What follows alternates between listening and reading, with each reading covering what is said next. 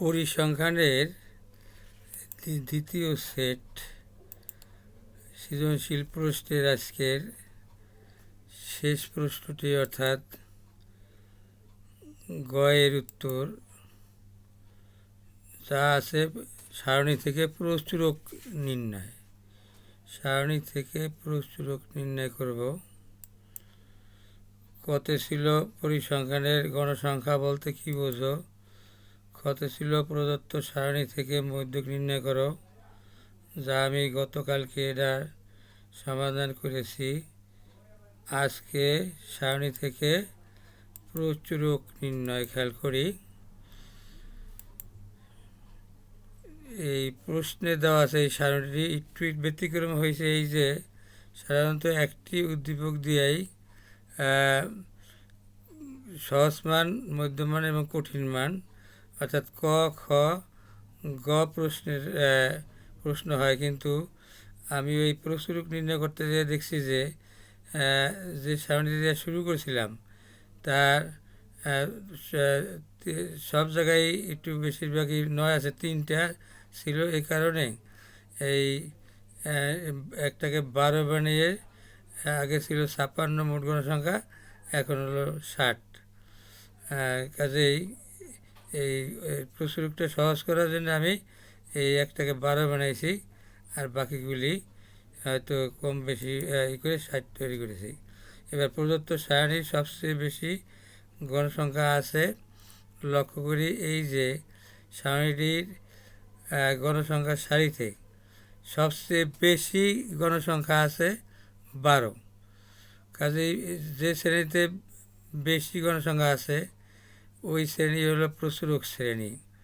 প্রচুরকের অর্থ হলো প্রচুর, অনেক। তো সবচেয়ে বেশি আছে হলো 12। যে শ্রেণীতে গণসংখ্যা ওই শ্রেণীতেই প্রচুরক থাকবে, অর্থাৎ 54 থেকে 63। একটু খেয়াল করি যার অবস্থান আছে কোথায়। 12 আছে গণসংখ্যা যে শ্রেণীতে, তার অবস্থান হলো 54 থেকে 63 এই শ্রেণীতে। সুতরাং প্রচুরক শ্রেণী হবে 54 থেকে 63। এই শ্রেণীটির নিম্নসীমা হলো 54, যা আমরা এল দ্বারা সূচিত করি। প্রচুরক শ্রেণীর নিম্নসীমা এল, নিম্নসীমা এল, যার মান এই 54, এই 54 নিম্নসীমা পেলাম নিম্নসীমা। এবারে প্রচুরক শ্রেণীর গণসংখ্যা ওই শ্রেণীর পূর্বের গণসংখ্যা, মাঝখানে বিয়োগ প্রচুরক শ্রেণীর গণসংখ্যা। প্রচুরক শ্রেণীর গণসংখ্যা হলো 12, আর এই যে এই শ্রেণীর পূর্বের গণসংখ্যা আছে 9। কাজে আমি এই 12 থেকে 9 বিয়োগ করব। 12 থেকে 9, এই 12 হলো প্রচুরক শ্রেণীর গণসংখ্যা, আর প্রচুরক শ্রেণীর পূর্বের গণসংখ্যা হলো 9, বিয়োগ 9, যা পাবো তার মান হবে F1। যা পেলাম তা হলো F1, A3। এবার প্রচুরক শ্রেণীর গণসংখ্যা ওই শ্রেণীর পরবর্তী, তা প্রচুরক শ্রেণীর গণসংখ্যা এই 12, এর পরবর্তী শ্রেণীর গণসংখ্যা 8। এটা বিয়োগ করে যা পাবো সেটা হবে F2। খেয়াল করি এবার এই পরের শ্রেণীর গণসংখ্যা 8 বিয়োগ করলে পাবো 4, যা F2 দ্বারা সূচিত করা হয়। এবার আমরা কি পেলাম? প্রচুরক শ্রেণীর নিম্নসীমা এল পেয়েছি, তারপরে F1 পেলাম 3, আর F2 পেলাম 4। এবারে শ্রেণীব্যাপ্তি তো আমরা জানি, শ্রেণীব্যাপ্তি 10। পূর্বেও আমি যেহেতু একই সারণী দ্বারা অঙ্ক করাইতেছি, শ্রেণীব্যাপ্তি 10 কীভাবে হয়? এই যে পাশাপাশি দুইটি শ্রেণীর নিম্নসীমার সাথে নিম্নসীমা অথবা উচ্চসীমার সাথে উচ্চসীমার যে পার্থক্য, এটাই শ্রেণীব্যাপ্তি। যেমন পাশাপাশি দুইটি শ্রেণীর নিম্নসীমাটা 34, একটা পরবর্তী শ্রেণীর 44। 44 থেকে 34 বিয়োগ করলে 10 হয়, সেটা হলো শ্রেণীব্যাপ্তি। এবার আমি এল পেলাম, F1 পেয়েছি, F2 পেয়েছি, আর শ্রেণী ব্যক্তিও পেয়েছি। এখন এই সূত্রে জানি প্রসূরকের সূত্র L plus F1 by F2 plus F1 into H। L হলো যে শ্রেণীতে প্রসূরক আছে সেই শ্রেণীর নিম্নসীমা, নিম্নসীমার ইংরেজি শব্দ লোয়েস্ট, আর লোয়েস্টের বাংলা নিম্ন। আর F1 হলো যে শ্রেণীতে প্রসূরকে ওই শ্রেণীর গণসংখ্যা বিয়োগ পূর্ববর্তী মানে আগের শ্রেণীর গণসংখ্যা 12 থেকে 9 বিয়োগ করে যেটা পারে সেটা ইতিপূর্বে আমি আগের পেজে দেখাইছি। আর F2 হলো যে শ্রেণীতে প্রসূরক আছে ওই শ্রেণীর গণসংখ্যা বিয়োগ পরবর্তী শ্রেণীর গণসংখ্যা। এবারে সূত্রটাকে আমরা যদি মান বসাই দেই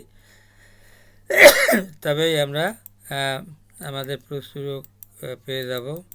মান বসাই দিলাম, F1 এর মান 3 আর F2 এর মান 4 প্লাস সূত্রের F1 এর মান 3 ইন্টু শ্রেণীব্যাপ্তি 10।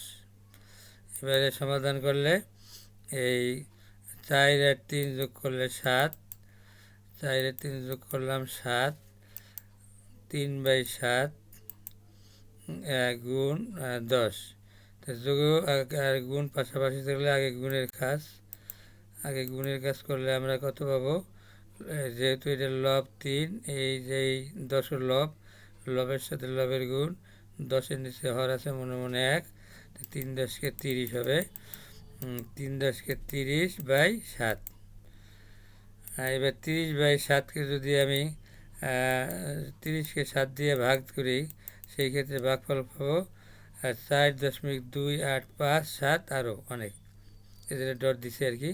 তাই আমরা জানি যে এই পরবর্তী যে দশমিকের ডানে 2 ঘর রেখে বাকিটা বাদ যায়, তাই তৃতীয় অঙ্কটি যদি 5 বা 5-এর উপরে হয় তাই তৃতীয় দশমিকের ডানের দ্বিতীয় অঙ্কের সাথে 1 যোগ হয়। সে কারণে কত হবে? এই 4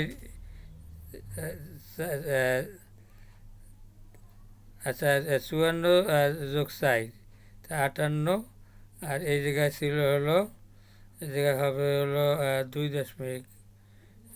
এই জায়গায় একটু ত্রুটি হয়েছে যে 5 কেটে 8-এর জায়গায় 9 হইব, তাহলে এর সঠিক উত্তর হবে 58.29, এই 5-এর জায়গায় 9 হবে। ধন্যবাদ সবাইকে। আর সাথে সাথে এরকম থাকলে প্রায় লিখতে হয়। ধন্যবাদ সবাইকে, যেখানে আছো ভালো থেকো, এই কামনা শেষ করছি।